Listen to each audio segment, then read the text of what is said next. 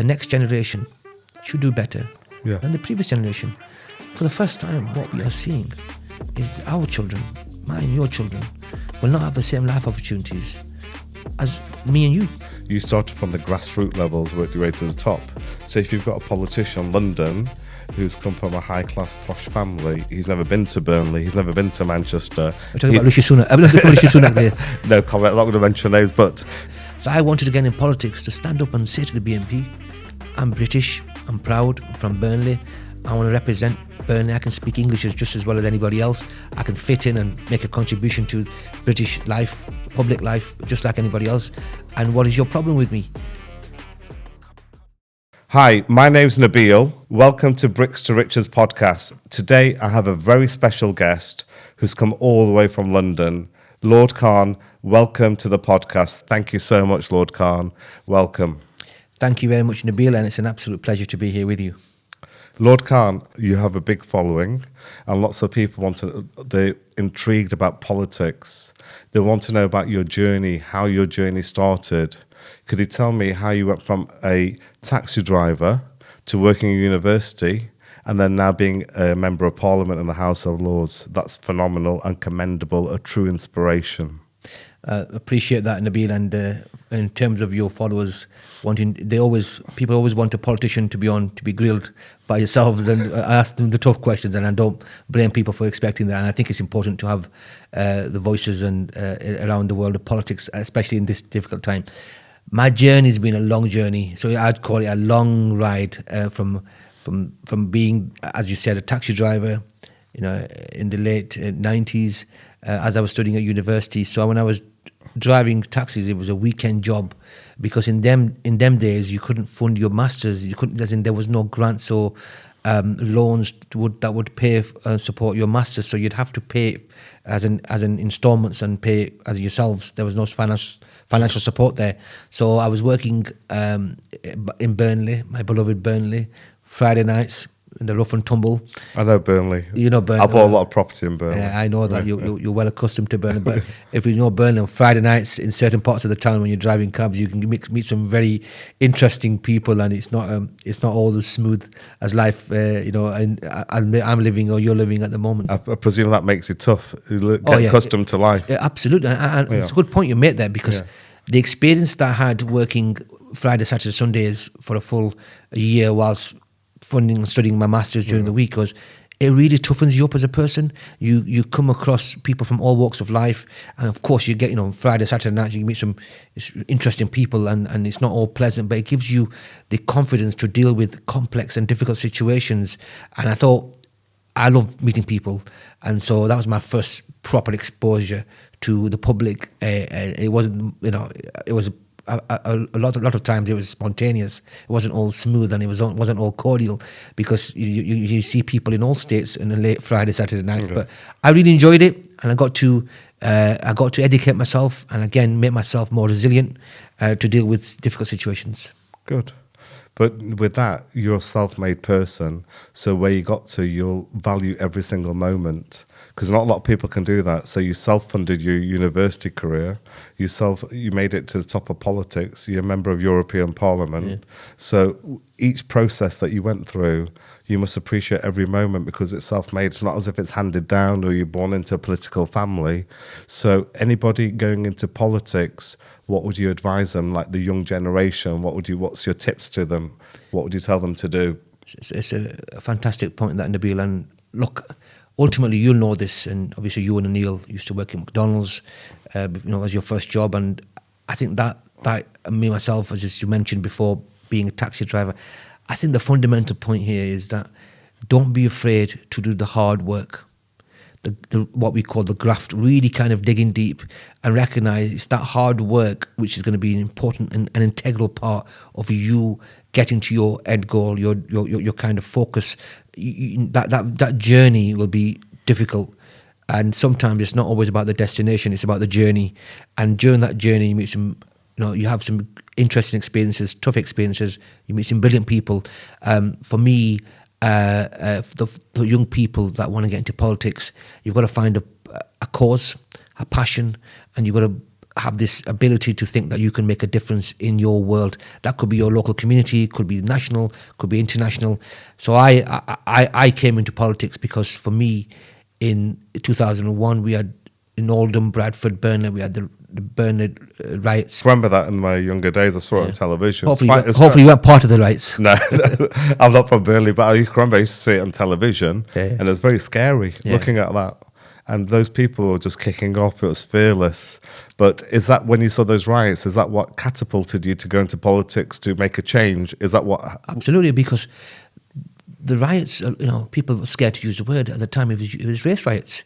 And there was a big presence of BNP, the British National Party.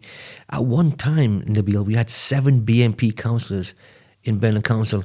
So, and with all due respect to our elders, and I talk about Asian members of council, they were like our uncles and fathers' age. I mean, they were good people who did a lot of work for passports and form filling, but they didn't.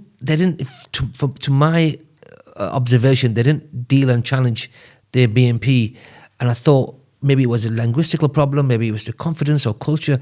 So I wanted to get in politics to stand up and say to the BNP, I'm British, I'm proud, I'm from Burnley, I want to represent Burnley, I can speak English just as well as anybody else, I can fit in and make a contribution to British life, public life, just like anybody else.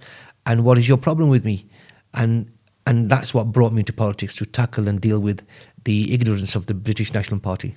That's what I love and respect about you. It actually reminds me of a childhood hero of mine, Imran Khan, because he's similar to you. He has the same morals and ethics. He's fearless and he stands up. So you have the same morals and ethics. I've known you as a friend for a long time. You're a family friend, and I love and respect that. Be fearless, stand up for what's right, which is commendable. And it's them same values you see in your work in the property area, in the sector, because you've got to have that risk, that and that confidence. And look, somebody once said to me, in politics or in business, you've got to make tough decisions. And it's like you look across, I want to cross the road. A lot of people look and think, shall I cross the road, shall I not cross the road? But eventually you've got to cross the road. You've got to take the plunge and find an area of interest or passion or something that drives you internally to do things different or make a positive change that will help your community, however you want to define that, whether that's your local neighbourhood or your town or your region. And that's why I went into European Parliament. I went into the European Parliament, Nabil, because from 2009 to 2014, Nick Griffin, BNP, was representing me and you in the Northwest. Yes. I didn't want him to be speaking on behalf of myself or anybody, irrespective of culture, race.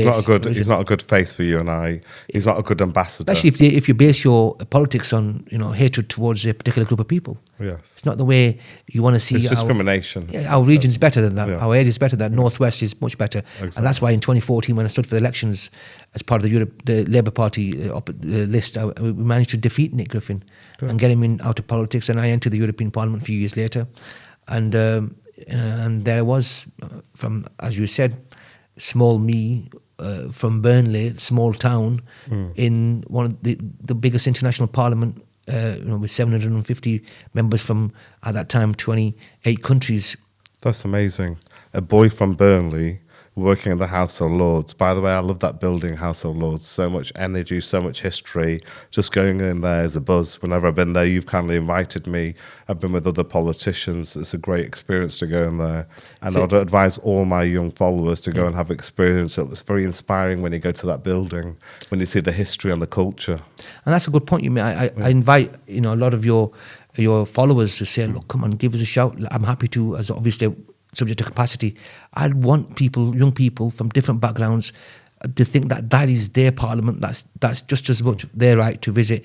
And I think, and I like the fact you like the traditional part of it, because I always find you a traditional guy in the modern complex world. Thank you. Deep down I am. And also, Lord Khan, the other thing is us being believers, that I believe, you believe, God helps those who help themselves and don't ever give up. What I liked about your belief, that you help yourself and you don't give up. You're working constantly. I ring you up at midnight, you're still working. I ring you up at 7 a.m, you're still working. And you're constantly travelling between London and Manchester.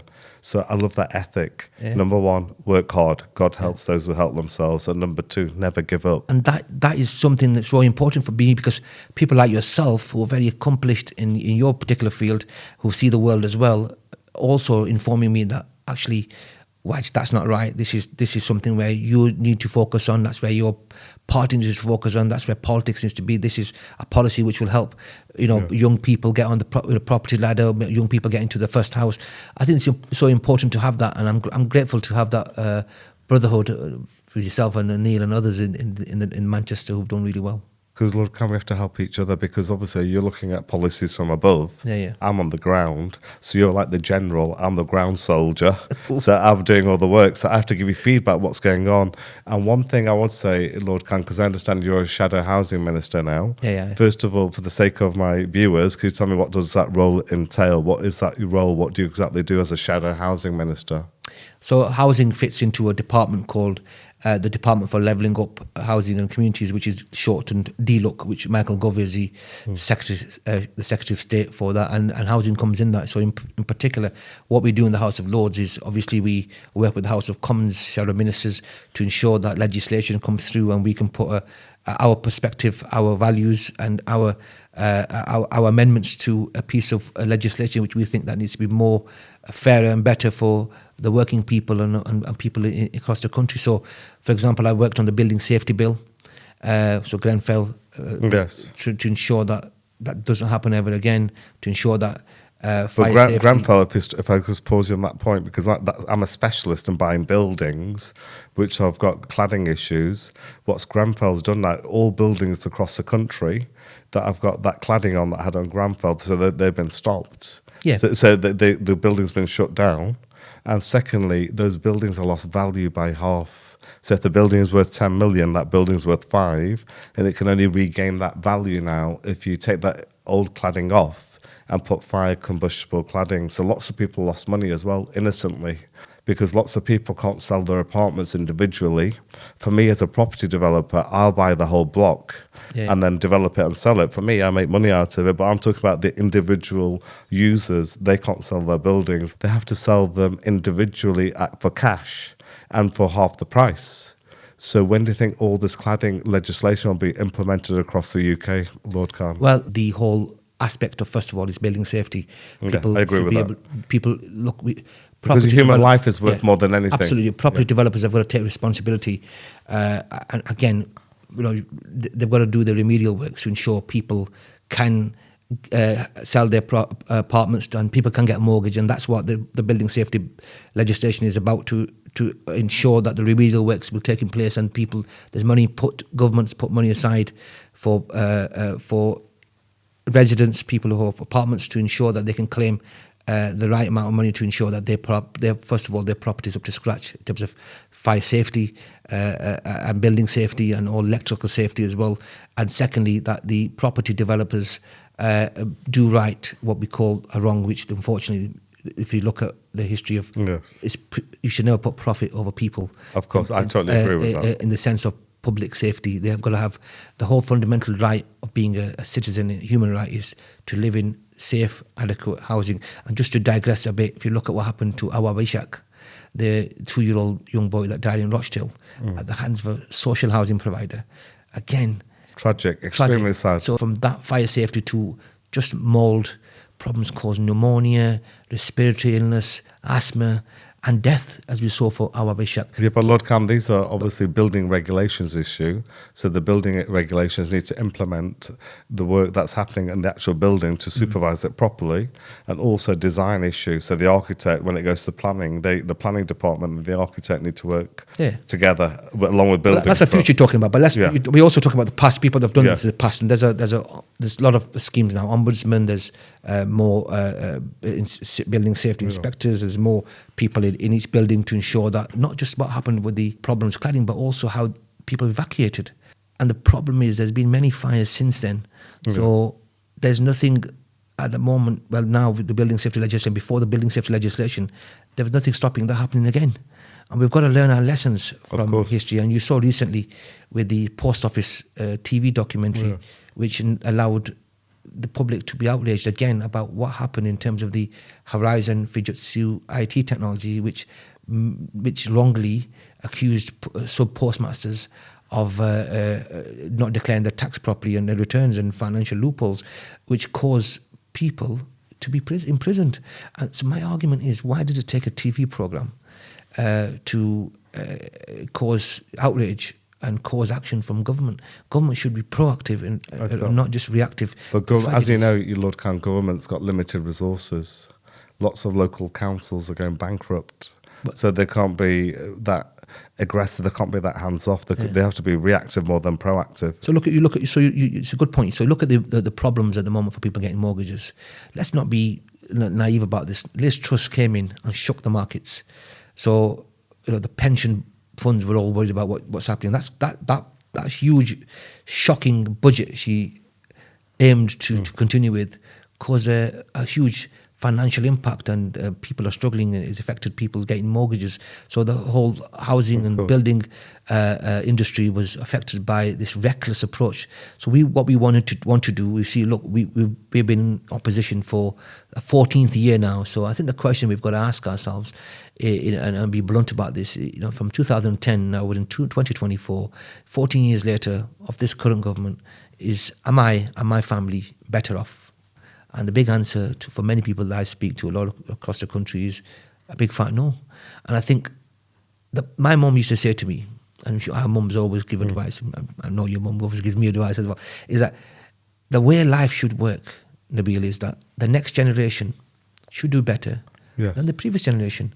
For the first time, what we are seeing is our children, mine, your children, will not have the same life opportunities as me and you. We've managed to work from a very humble beginnings, working in retail or working in taxi driving to excel to a very a senior position in respective fields.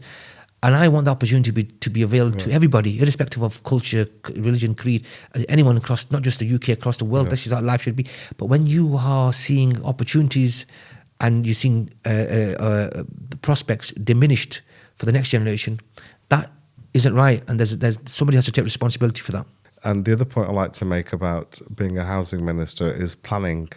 I submit lots of planning applications, and normally if you go to the planning website, it normally takes 12 weeks to get a planning approval, and that's totally misguided by the government, because to get a planning application now takes between 6 and 12 months. On the application, if you go on the website, it'll say 12 weeks, and that's purely due to lack of resource. Yes. So when I'm buying a site, let's say if I'm going to put 100 houses somewhere, I bought the land, and me holding the site for 12 months just sat there is costing me money, holding costs, and the kids vandalising and stuff like that. So the planning process needs to be more efficient.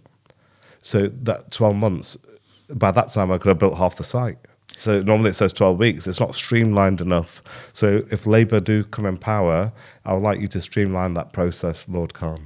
I mean, let me say this exclusively on your podcast here, that it's clearly been announced by the Shadow Secretary of State, Angela Rayner, Member of Parliament, is that we will make a huge planning reform agenda. We recognise for the very sentences that you used that it's not fit for purpose. No, we need to ensure it's too slow. At this current moment of time, the planning system is a blocker to building in a effective and efficient manner. So we want a massive agenda of devolution. We saw that with Andy Burnham in Greater Manchester. Look what he's done to the buses, cheap buses, transport. So we want to get in power, but hand power, biggest power to local people, because we know local people know their areas best. And look, my frustration for many, many years has been, we started with George Osborne, with Northern Powerhouse, HS2, come to Manchester. Look at the cheek. The Prime Minister comes to do a conference in Manchester, announces the cancellation of the HS2 leg to Manchester, the north. That's sad. So I was looking forward to the HS2 absolutely, because business transport gets you Yeah. there quicker, get your meetings done quicker. because you could travel from Manchester. Manchester. If the HS2 they cancelled it from Manchester, now it's from Birmingham. It was expected the values of Manchester go up by 40% because you could be working in the city of London. Be back You could home. travel every day. You could work from 9 till 6 and be home 1 hour each way. Do work on the train. Absolutely, So, and it's not just economically better; it's socially better, culturally better. So my focus and working in the team is to ensure that we get biggest 300,000 homes per year. We get biggest program of affordable housing and build more council houses, but also to ensure that the planning system is fit for purpose. Good. I like those policies and I wish you all the best on that. One other point I like to talk about housing before we move on to the next subject. What about homelessness? Because I know Andy Burnham really tried. I know Andy well and he's a good human being, he's a friend. But what about homelessness? How do we deal with that? What's your view on that? We have a shadow minister for homeless called Mike Amesbury, and so we are developing a homelessness strategy to ensure and rough sleeping as well, because and there's so much work going on across the world about how do we alleviate homelessness, how do we fix how do we fix it for people not to be homeless, and I think you touched upon psychological issues as well, and I think the problem we've seen over recent years in particular is that we've got to combine everything in terms of housing, cost of living, in terms of NHS, and every organisation is to talk to each other so we can understand what people on the risk. How do we get people, rather than let it happen, how do we deter it from happening? What are the early signal points? And I think even in schools as well, you see the challenges that we see society. So you know, for example, a lot of people talk about schooling problems, but we think our shadow education secretary has even talked about this in putting money into early years education. All this links up in. Look, I'm going to tell you a very horrific example. I went to visit a food bank as part of somebody invited me to visit a local food bank in my area in Lancashire, and they said to me, "Lord Khan, spend some time with us," and I spent a few hours volunteering. And a young man came in and said, "Oh, I need this," and then he said, "I tell you what, I also need. You've got in the bottom corner, you've got some Bic razors, and you've also got some shampoo." And I said to him, "How do you know where everything is?" He said, "Because I used to volunteer there." That's sad. So now people. Now he's on the other side. Now he is a user of the food bank where he used to work at, and we've got to get to the bottom line is we need power to come from the bottom rather than top down. People sat in London knowing what's best.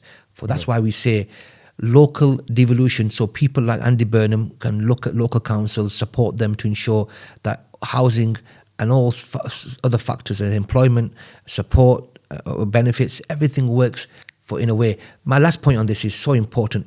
We've got to get to a situation where we create a prosperous country across all areas, not just cities, not metropolitan areas, but also towns as well.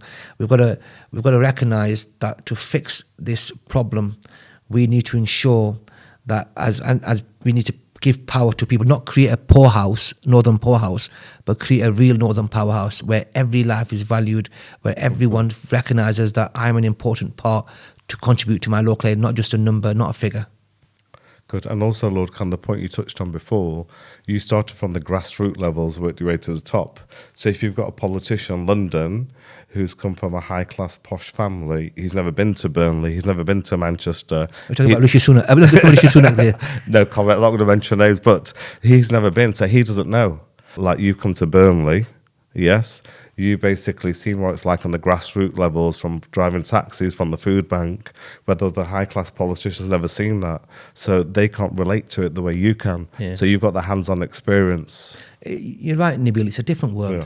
Look, we in the north, we kind of, I always love it when I come home in my hometown in Burnley, because we say what we mean and we mean what we say. We wear our heart on our sleeves.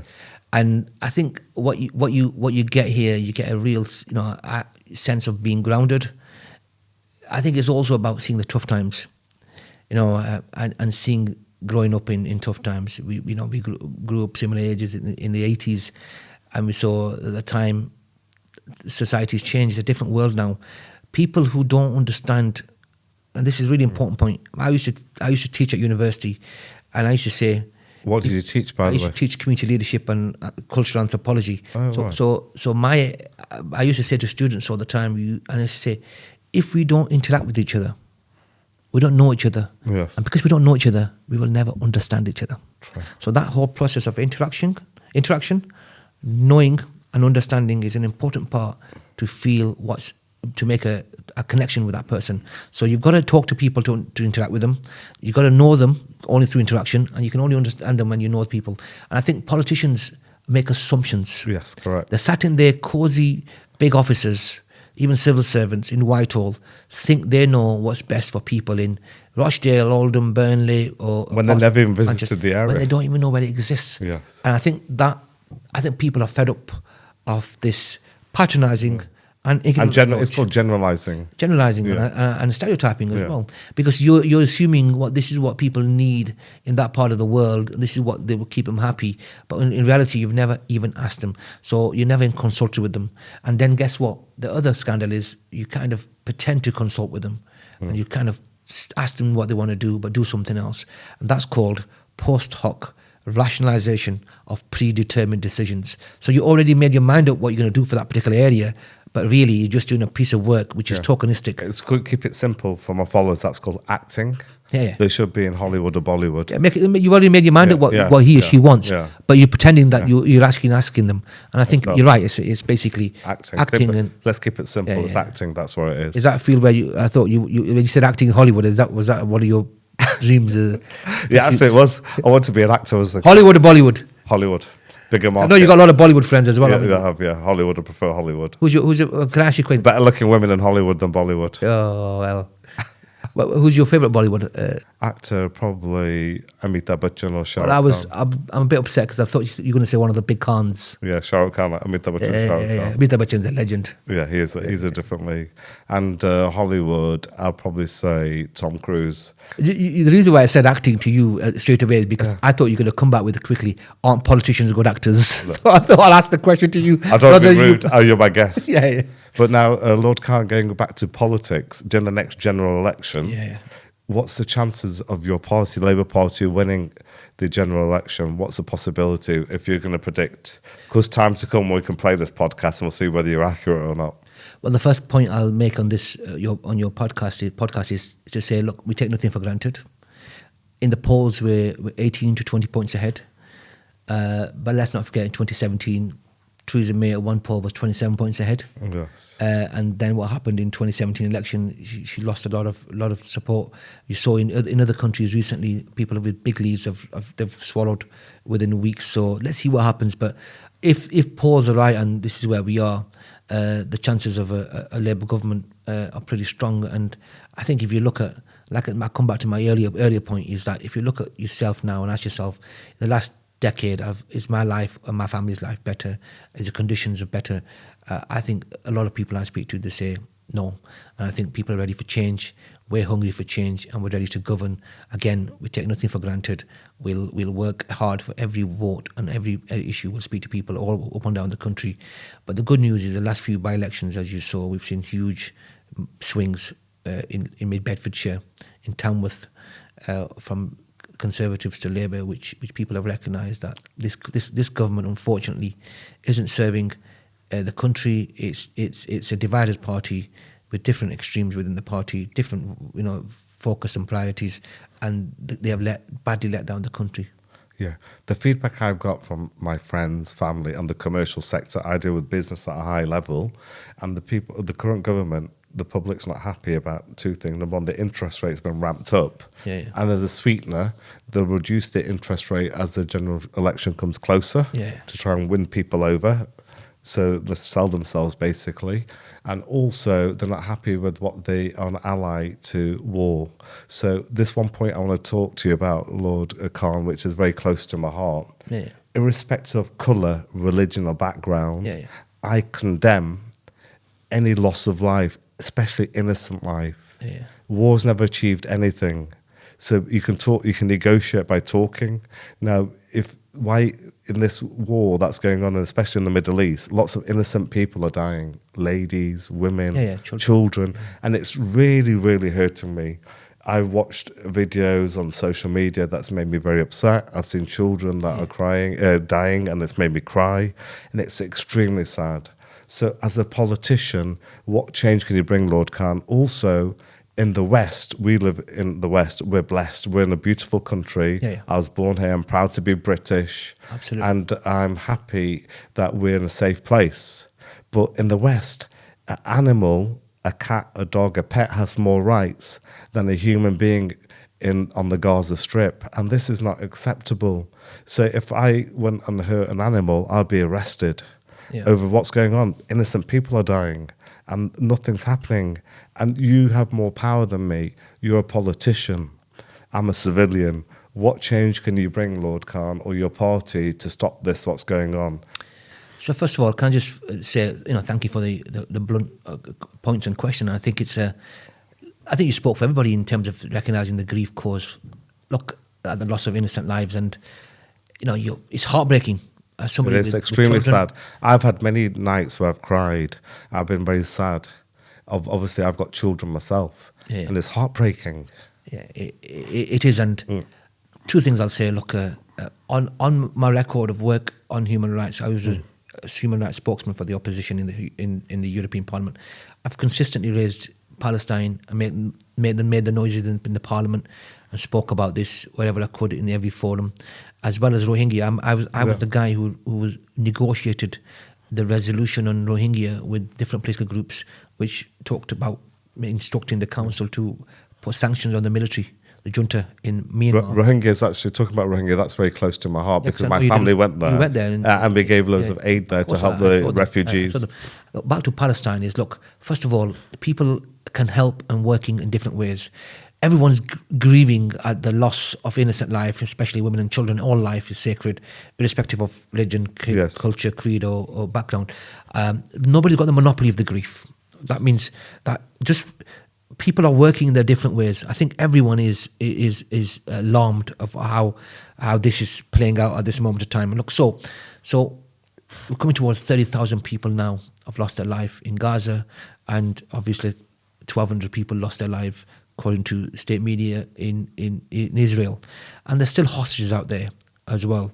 So we've called for a ceasefire, which is sustainable. It's important that what happens is peaceful and for both Israelis and Palestinians in Gaza. So I work very closely with the Palestinian ambassador, and recently he visited Manchester, where he attended a fundraiser, but also met the Greater Manchester Mayor and the Palestinian diaspora. I coordinated a welcome that visit. I speak very, very, very regularly to the Palestinian ambassador. So I raise voices in rooms and corridors in forums where I think it's more powerful, and I continue to raise this internally because political parties have their discussions internally. You raise your concerns as a shadow front bench member, but there's also collective responsibility where the leadership has more briefings, has more detailed briefings, and they can see things. And Dr. Lord Wajid, I'm proud of you because you are raising this publicly and in the House of Lords, but lots of people don't raise it because they're scared they might lose their position. Look, human rights are universal. You can't pick and choose human rights, right? You can't say,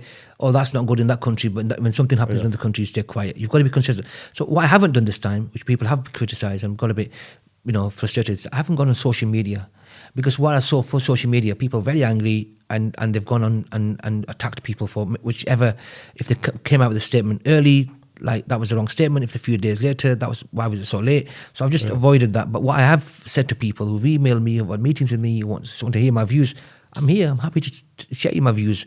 But the atmosphere is quite toxic out there as well. People are unfortunate. There's a lot of people angry, but we've got to be very constructive. How do we channel our frustration and anger? I utilise it to sit in rooms, to sit in leadership with shadow cabinet members, sit with stakeholders, with different regional players, and say, look, that's not right. This is what's going on here. Question them, but also tell them where you've got concerns. And I think, as a member of Parliament in the House of Lords, I have utilised my power, my influence, or whatever I can do, or my expertise, or working on this issue for a number of years, to provide what we think is the right way out to a sustainable ceasefire and to raise the concerns. Because what's a really fundamental issue here, and this is so important, and people, of course, we want a ceasefire at the end of this loss of life, innocent lives, anywhere across the 100%. Middle East. But the problem is... All around the world. Of course. Yeah. But the problem is... Even in Russia or Ukraine, Of course. I want ceasefire there. Because what you can achieve more by negotiating, this is what Imran Khan taught me, anybody can go and attack, Yeah. but that makes the problem worse. Yeah. You have to negotiate to solve a problem. Absolutely. And what you're talking ultimately about is a political solution. Yes. And because military solution will always create... You can all this Palestinian and people that are dying now, that are being killed, children, the parents that lost their life, when they grow up, they're going to have hatred. Of course. They're going to have resentment. What we've got to do, as you said, if there's concern about how the operation has caused so much loss of innocent civilian lives, why wasn't it more targeted? Why was it more... There should be surgical... Lord Khan, look, if there's a terrorist in a school Yeah. and the police won't go and blow the whole school up, will they? They'll do a surgical strike Yeah. and take the terrorist out and have as minimum casualties as possible. Yeah. So what's so different about Palestine? And your point is going to be epitomized by me by saying the fundamental problem, what's causing the huge problem, is a lack of a recognition of a Palestinian state. 130 odd countries recognize Palestine as a state. My campaign, my focus, our lines, our official policy is that we will recognize a Palestinian state. We have to recognize it. There's a vote taking place in 2014, which has been voted in Parliament for recognition of a Palestinian state. This government hasn't recognized Palestine as a state. I think that's wrong, because when you recognize Palestine as a state, give it its sovereignty and territory, And the history. they'll be able to secure through their policing, through their defense systems, they'll be able to secure and ensure that the borders are safe and the country is safe, and the country's monitored to ensure that they don't cause any illegal attack on any other sovereign nation. And you can't get this issue resolved without giving the Palestinians their dignity and honour and their land, their territory, which is the rightful self-determination given to them by the international community, which has been historically denied to them. Correct. And I think until you don't give them their country, which they truly justly deserve, there's going to be no solution to this. And So if Labour comes in power, Lord Khan, will Labour endorse their independent state? Absolutely. This is unfortunately being lost in this conflict at the moment, and at the moment people are focused, their hearts and minds are to stop the bloodshed, stop the killing, stop the deaths of innocent people. But we can't keep our eye off the ball, which is the fundamental issue, and the campaign's got to be from everybody. This has been overdue. It's wrong. Palestinians haven't been given their rights promised to them by the international community. They're not asking for charity. They're asking for rights. Palestinian blood isn't cheaper than British blood or American blood or anyone across the world. And I think I agree. I think my focus will continue to be now is to ensure that if we get in government, we immediately recognise Palestine as a sovereign state, and we give it its due respect and treat it like any other country in the world. I wish you all the best with that. Okay, and also before we wrap up, Lord Khan, do you know when there's these peaceful demonstrations across the world? Has that had any impact? It hasn't had any impact. The war's still going on. Demonstrating is a fundamental right of democracy, right to protest. Yeah, but what's the benefit? I'm saying the end result. The end result is to create awareness. They create it on the news agenda. It's continuously being talked about. People are allowed to express their absolute deep dissatisfaction of the way this has been handled and the way that the ceasefire... Yeah, the point I'm making, Lord Khan, is when they're doing this demonstration, it hasn't had any effect. The ceasefire hasn't stopped. I sense that in your first question that there's a frustration that this still is going on, even though people are ignoring the demonstrations. And I think benefit of that. The point I think benefit of that, the pressure it creates is being noticed, and people are seeing that people are Creating resilient. awareness, I agree with that. People are resilient and they're not giving up, and Yeah. they're going to keep protesting until we see a just protest, solution. that's fine, that's good. But ultimately, the ultimate benefit for me would be when people do their demonstration, the politicians watch it and say, actually, the majority of the world want ceasefire, let's do a ceasefire, let's negotiate. That's a benefit to me. And I hope and pray that happens. Yeah, but don't forget, Nabil, there's been a vote in the United Nations General Assembly, and most of the world, quite a few nations, wanted a ceasefire, and we still haven't got that ceasefire. Why? Because unfortunately, one country is taking an approach and is not listening to allies.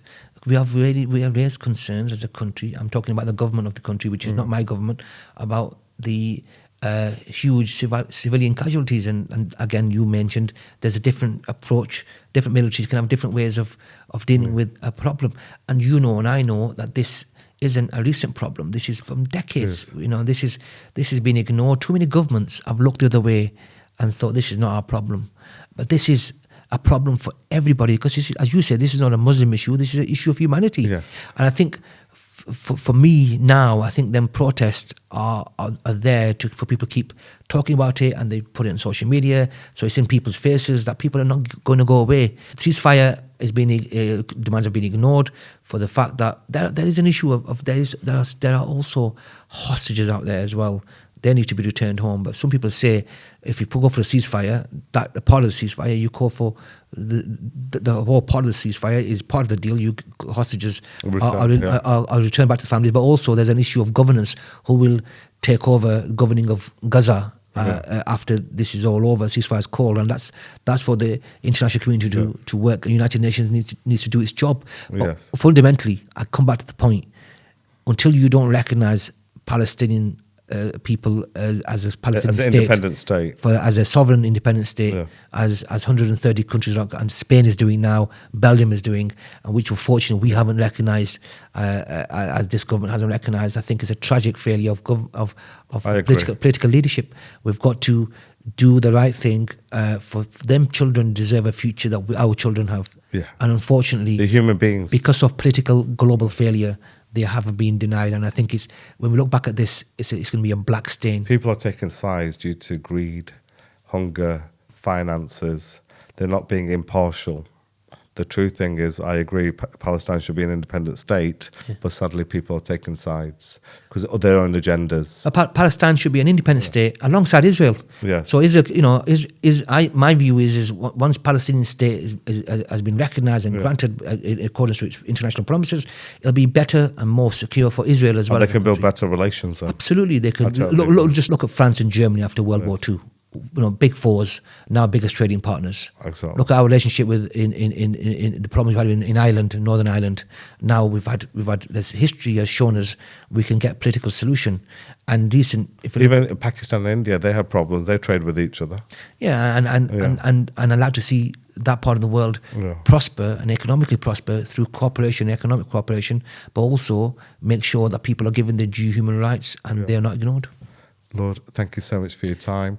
And in relation to summarise when the podcast is now coming to an end, I'd like to thank you for coming. You're very, very busy. You came all the way from London. I hope you're not going back to London tonight. No, I'm going back to Burnley tonight. But just to say thank you very much for having me. It's been a pleasure, and keep doing what you're doing. Thank you. And also, Lord, what I want to see is you get into power and bring those housing policies. Fundamentally, this podcast was really about property because it's called Bricks to Riches. So as a shadow housing minister, as we spoke earlier, I would like to have more efficient housing. Planning applications don't take as long. Secondly, better legislation. So building regs like the Grenfell Tower issue, that's basically that problems that happen again where innocent people don't die. And thirdly, homeless people, they come off the streets and we provide housing for them. So I want it to be a streamlined process. It's better for the generations to come. If we have an efficient housing structure, an efficient development structure, everything gets streamlined, the economy boosts. So it's good for the whole of the UK economy. Your words of wisdom and your expertise is noted. Thank you. And also, I hope and pray for world peace. Inshallah. And thank you, everybody, for watching and listening. I'd like to bring a close to this podcast from Bricks to Riches. Take care. Bye. Thank you, Lord. Pleasure.